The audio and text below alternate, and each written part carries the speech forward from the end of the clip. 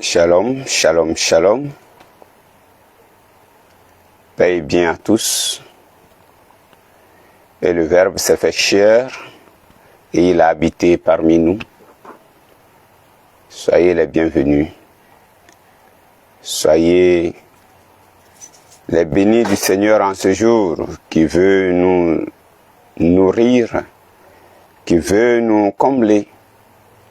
Et le Verbe s'est fait chair, parole et action pour la croissance spirituelle des hommes.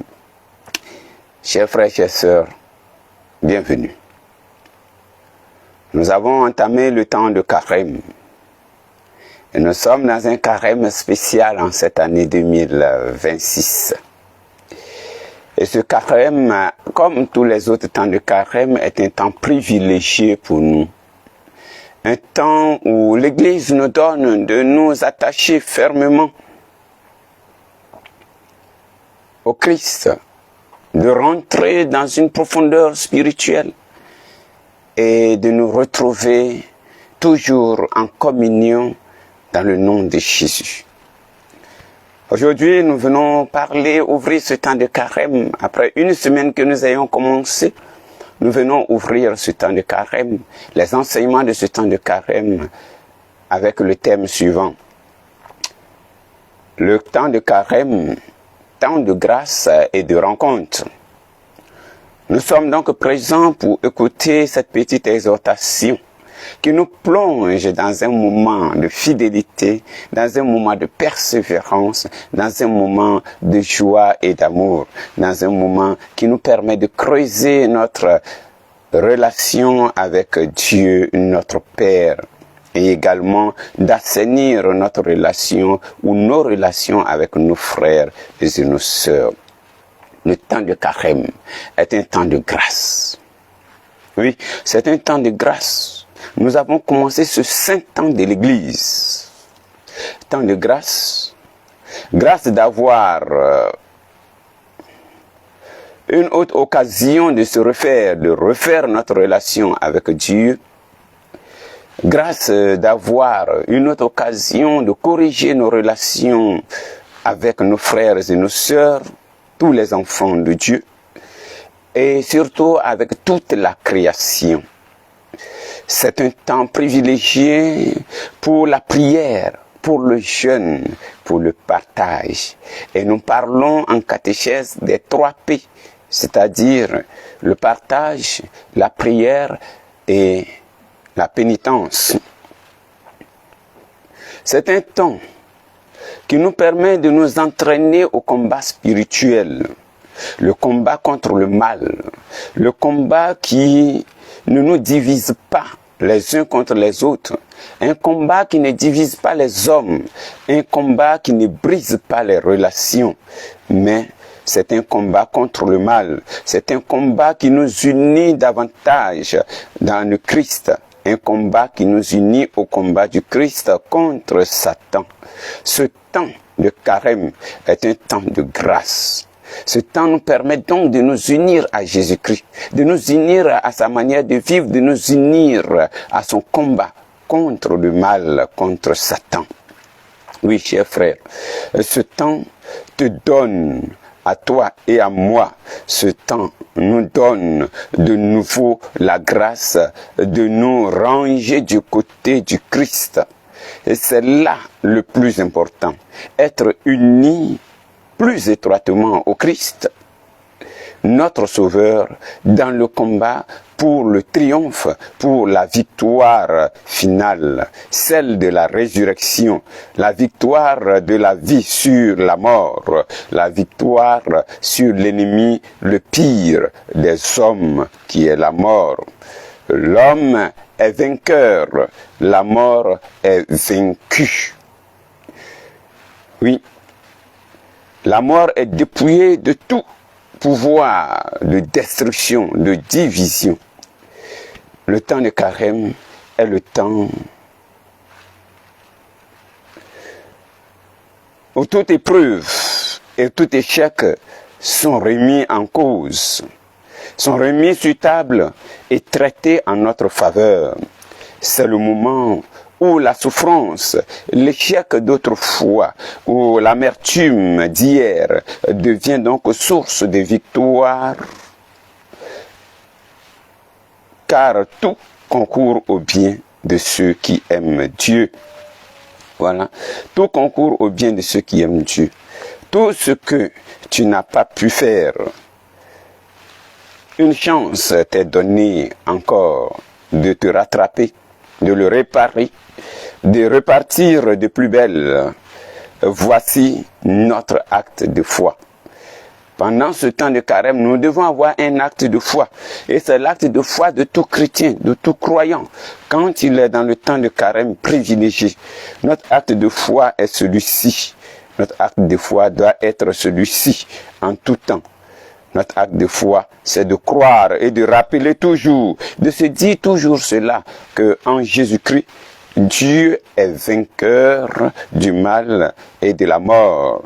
Et nous sommes, nous aussi, vainqueurs avec lui en Jésus. Voici donc la grâce des grâces. La grâce des grâces, celle du salut, celle de la rédemption, celle de notre salut en Jésus-Christ pour toujours. Chers frères, n'est-ce pas une grâce pour nous? Parce que nous ne l'avons pas mérité et nous ne pouvons rien. Mais Dieu, lui, nous a donné cette victoire. Dieu, lui, nous a donné son Fils pour qu'il nous entraîne au combat et que ce combat spirituel nous amène à la victoire, nous ouvre à un temps de grâce. Que serait le temps de carême de 2026 pour chacun de nous? Là, je suis en train de vous engager dans ce temps-là avec moi aussi, pour que nous puissions cheminer ensemble, chers adorateurs, chers frères, chères sœurs, vous tous qui nous suivez de loin ou de près, chers internautes. Voilà, je suis en train de vous engager avec moi, mes frères et sœurs. Quel sera donc le carême de 2026, mon frère, ma sœur? Le temps de carême 2026 doit être pour nous un temps de grâce dans le secret. Oui, dans le secret, comme Jésus le dit lui-même, c'est un temps pour nous de faire du bien, de se laisser également remplir de bien par le Seigneur. Oui, car le Christ veut notre bien, il veut notre bonheur. Il nous accompagne tout au long de ces 40 jours qui nous font marcher vers Pâques, notre résurrection et notre victoire. Lorsqu'il nous appelle à la prière, au jeûne et au partage. Donc la prière, la pénitence et le partage comme moyen pour devenir des justes. Voici les 3 choses que le Seigneur nous a posées le jour du mercredi décembre. Ce que vous faites pour devenir des justes, ce que vous faites pour être des justes quand vous jeûnez, quand vous priez, quand vous faites l'aumône. Donc quand vous priez, quand vous partagez et quand vous faites pénitence. Il nous demande que ces 3 choses qui nous rendent justes doivent être faites dans le secret. Dans le secret. Ces 3 choses doivent être faites dans le secret. Donc le carême 2026 doit être dans le secret. Dans le secret. Car Dieu nous accompagne dans le secret tout au long des 40 jours dans notre marche vers Pâques. Voilà. C'est un temps, ce temps de carême est un temps de discernement. C'est un temps où nous devons choisir ce qui nous fera du bien et ce qui fait notre bonheur. Rendre heureux ce qui nous rend heureux, ce qui nous rend vraiment heureux. Le carême doit être vécu dans le secret. Et maintenant, je parle de ce point. Le carême est vécu dans le secret. Le partage dans le secret. La pénitence dans le secret. La prière dans le secret. C'est en secret que nous pouvons découvrir la main de Dieu. C'est en secret que nous pouvons accueillir la parole de Dieu. C'est en secret que nous pouvons nous laisser façonner par Dieu. C'est en secret que Dieu lui-même nous accorde sa grâce. Et il a dit, lorsque nous le faisons, notre Père qui voit dans le secret, il nous récompensera. Notre Père qui nous voit en train de jeûner, de prendre des décisions en train de nous priver de quelque chose. Notre Père qui nous voit en train de fléchir les genoux, d'adorer, de supplier, de demander, de louer, il nous rendra, il nous donnera notre récompense. Notre Père qui nous voit dans le partage, soutenir l'orphelin, le pauvre, la veuve, l'étranger, le sans-abri, celui qui a besoin de notre visite, le malade, le faible, le rejeté, le marginalisé. Voilà, nous devons faire toutes ces choses dans le secret. Dans le secret. Oui, ce qui marque ce temps de carême pour toi chrétien, pour toi croyant, pour toi mon frère, pour toi ma sœur en Christ, c'est le secret. C'est de marcher personnellement devant Dieu. Oui, de marcher personnellement devant Dieu dans le secret. Nous lui confions nos prières dans le secret. Nous lui disons notre désir de le suivre, quelles qu'en soient les circonstances, et jusqu'au bout, dans le secret, afin de parvenir à la victoire éternelle. Nous lui demandons sa proximité dans le secret. Qu'il soit avec nous tous les jours jusqu'à la fin des temps. Ensuite, le temps de carême est une démarche communautaire pour nous soutenir les uns les autres. C'est communautaire parce que nous le vivons en communauté, en famille. Et en famille, nous essayons de nous entraider les uns les autres. En famille, nous essayons de nous soutenir les uns les autres, de nous visiter, de nous encourager. En famille, là, le carême devient un acte communautaire, mais sans toutefois montrer aux autres, sans toutefois attirer forcément l'attention des autres, mais celui envers qui je me rends bon, celui avec qui je prie, celui pour qui je prie, et celui avec qui je partage, et celui envers qui je fais pénitence, je me reprends, avec qui je me réconcilie, à qui je demande pardon. Celui-là, je vis cela en communauté pour nous dire que la grâce n'est parfaite, n'est dans la plénitude que lorsqu'elle est vécue en communion. Donc, la communion dans le secret, la communion dans le secret du cœur. Elle naît dans le secret du cœur. Ensuite, nous pouvons dire que le carême nous appelle à une prise de décision. Donc, deuxième point sur ce que sera notre carême de 2026, c'est que ce carême doit être vécu dans le secret. Et ensuite, deuxième point, ce carême est un lieu de prise de décision. C'est une occasion de prise de décision. Carême comme prise de décision. Nous devons décider de prier, de faire pénitence et de partager, tel que l'enseigne l'Évangile qui nous demande de prier, de jeûner et de partager. Prier, pas parce que nous en avons envie, mais prier parce que nous avons décidé de faire ainsi. Nous avons pris la décision de prier. Donc nous avons pris un engagement avec Dieu. C'est pourquoi nous prions. Donc nous avons obligation de rentrer dans la présence de Dieu, de prier Dieu. Chers frères, chères sœurs, nous devons prier pendant ce temps. À tout moment, à tout instant. Marquer des temps dans notre agenda, dans notre occupation de chaque jour. Écrire quelque chose pour prier Dieu, pas parce que nous avons envie de prier, non, mais parce que nous en avons pris la décision. Nous avons fait l'engagement avec le Seigneur. Oui, avec le Seigneur. Et que nous avons un rendez-vous avec Dieu. C'est pourquoi nous prions. Nous devons jeûner ou faire pénitence, car le Christ nous a libérés de toutes les prescriptions alimentaires. Nous devons décider faire pénitence, nous priver, nous dépouiller de ce qui est trop en nous et qui pourrait être conduit à une addiction. Nous devons prier pour cela. Nous devons prendre sur nous cette décision de faire pénitence, de nous mortifier un peu. Le Christ nous a libérés des prescriptions alimentaires. C'est vrai. Je ne suis pas en train de dire que nous ne devons pas, nous devons toujours manger tout. Non. Oui. Mais faire pénitence, c'est pas de se priver totalement aussi. Faire pénitence, c'est de se dépouiller de ce qui nous détourne de la présence de Dieu et c'est-à-dire ce qui devient pour nous une cause d'aliénation.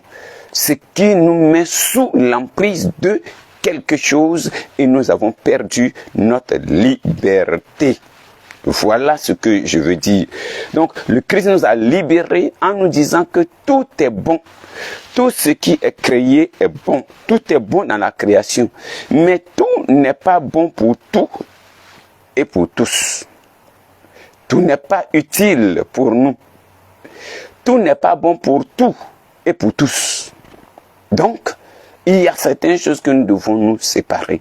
Nous devons nous séparer de certaines choses. Nous devons nous priver de certaines choses pour rendre la vie possible, pour rendre la vie belle, pour trouver ce qui est bon pour nous. Nous devons nous libérer, nous devons entrer en action de grâce avec le Seigneur. Le carême, c'est un temps de discernement. Discerner pendant ce temps de jeûne ce qui est bon pour nous. Discerner pendant ce temps de pénitence ce qui n'est pas bon pour nous. Faire pénitence, c'est gagner en liberté. Faire pénitence, c'est se défaire de tout ce qui nous pèse, de tout ce qui nous aliène. Faire pénitence, c'est se libérer de tout ce qui devient pour nous une addiction, une aliénation. C'est gagner en gratuité. Faire pénitence, c'est gagner en gratuité. Et le temps de carême est un temps pour progresser dans notre parcours de conversion. Le temps de jeûne, c'est un temps pour nous pour faire un pas en avant dans la conversion. Et ensuite, nous arrivons maintenant au partage. Le partage est une décision. Il faut décider partager. Il faut décider faire l'aumône. Ça ne doit pas être nous, on ne doit pas nous obliger à le faire, mais nous devons prendre une décision pour le faire. Nous devons prendre une décision. On décide de partager un peu de notre bien, de notre temps, de notre parole, de ce qui est précieux pour nous avec les autres. On décide de partager un peu avec les pauvres, avec ceux qui ont faim, avec ceux qui sont tout seuls. Oui, on décide de faire l'aumône ou de partager avec le prochain, avec la sœur, qu'on l'ait connu ou pas, qu'il soit proche de nous ou pas. Nous décidons partager quelque chose avec cette personne. Et partager, faire l'aumône, c'est ouvrir son cœur, c'est dilater son cœur pour qu'il devienne une source de bénédiction, une source jaillissante d'amour. Partager, c'est accepter de se séparer de quelque chose de bon pour donner à l'autre. Donc partager, c'est fendre notre cœur de pierre pour y faire entrer l'amour de Dieu, la tendresse de Dieu, la compassion de Dieu. Donc notre partage peut être donner un peu de compassion pour quelqu'un, prendre du temps pour prier pour quelqu'un, prendre du temps pour le confier au Seigneur, prendre du temps pour visiter un malade, prendre du temps pour être solidaire à un qui est seul, rejeté de la société. Voilà ce que nous demandons, voilà ce que nous devons faire. Ça, c'est le partage, ça, c'est l'aumône. L'aumône que nous faisons, c'est de donner un peu de nous-mêmes, de notre bien matériel, de notre temps, de notre voix, de nos forces, pour ceux qui en ont besoin. Car le vrai pauvre, il n'a pas besoin de patron, il a besoin d'un ami qui le comprenne, qui partage sa réalité et qui sache le supporter, le soutenir par des conseils, par sa présence, par des paroles d'amour, par des gestes d'amour. Chers frères, chères sœurs, c'est là pour nous le carême. Donc ce temps de carême, qui est le temps de partage, le temps de pénitence, le temps donc de prière, doit être vécu dans le secret du cœur et doit être animé par une décision. Doit être animé par une décision. On décide de le faire, on s'engage de le faire, on s'engage avec Dieu, on prend rendez-vous avec Dieu pour le faire, et non pas parce que nous avons envie de le faire pour satisfaire juste une simple envie. Non, nous devons nous engager pour le faire et faire du bien à nous-mêmes et à notre Dieu. C'est là aussi que réside maintenant la question de la rencontre. Carême comme temps de rencontre. Le carême nous envoie à la rencontre des autres, de ceux qui ont besoin de nous, de ceux qui se sentent seuls, de ceux qui sont rejetés. Par le partage, nous sommes en lien avec les autres. Nous rencontrons des personnes. Nous rencontrons Dieu par-delà tout. Et nous nous rencontrons nous-mêmes, puisque ça nous permet de faire l'état de nous-mêmes et de nous recueillir, de recollecter nos forces et de pouvoir nous lancer sur le chemin de la conversion et évoluer, progresser dans le chemin de la conversion, dans notre parcours de conversion. Voici là se cache le mystère de la rencontre derrière le mystère de carême, de grâce, de prière, de pénitence et de partage. Chers frères, chers sœurs, le carême est pour nous aider à aller à la rencontre de Dieu et à la rencontre de l'homme. Le carême, c'est pour nous aider à aimer davantage, comme Jésus lui-même nous a aimés.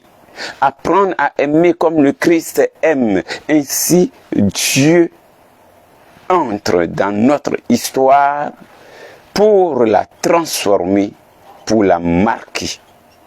Dieu est un Dieu d'amour. Dieu est un Dieu d'amour, de compassion, un Dieu de pitié. Ne serait-il pas prêt à nous bénir si nous nous mettons dans sa présence avec une exigence et une discipline de corps et d'esprit pour rechercher sa face, discerner ce qu'il fait de bien pour nous, choisir de faire le bien et ce qui fera notre bonheur et le bonheur de nos frères, de nos sœurs? Dieu nous demande d'être persévérants. Persévérants dans la prière. Et nous devons être persévérants. Parce que quand nous prions, nous ne pouvons pas imposer à Dieu le temps de l'exaucement. Nous voulons qu'il nous exauce immédiatement. Mais Dieu ne peut pas nous exaucer selon notre temps, mais c'est selon son temps que Dieu nous exauce. Et cela nous impose la persévérance. Nous devons apprendre à savoir prier. Prier comme Jésus nous enseigne. Et prier avec le cœur et non pas par cœur. Oui, nous devons savoir prier. Prier avec foi. Demander au Seigneur ce qui est bon pour nous. Demander au Seigneur également pour nos frères et nos sœurs. Car notre prière doit pouvoir impacter notre entourage, chers frères, chers sœurs. Nous devons avoir de l'effet, de l'impact sur nous-mêmes et sur notre entourage. Et cela nous donne des points de conversion. Chers frères, chers sœurs, voici ce que je voulais partager avec vous aujourd'hui pour ces rendez-vous que nous venons de commencer. Et nous vous donnons rendez-vous chaque semaine, tous les jeudis du temps de carême à partir de 16h pour nous préparer à avoir quelque chose dans notre sac quand nous aurons à aller méditer pour l'adoration du jeudi soir. Nous allons avoir quelques éléments pour méditer, pour meubler notre silence devant Dieu.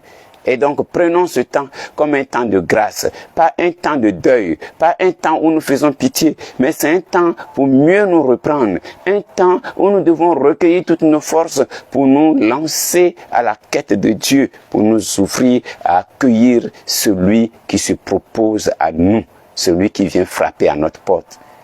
Shabbat Shalom, c'était et le Verbe se fait chair, parole et action, annoncer Dieu en esprit et en vérité.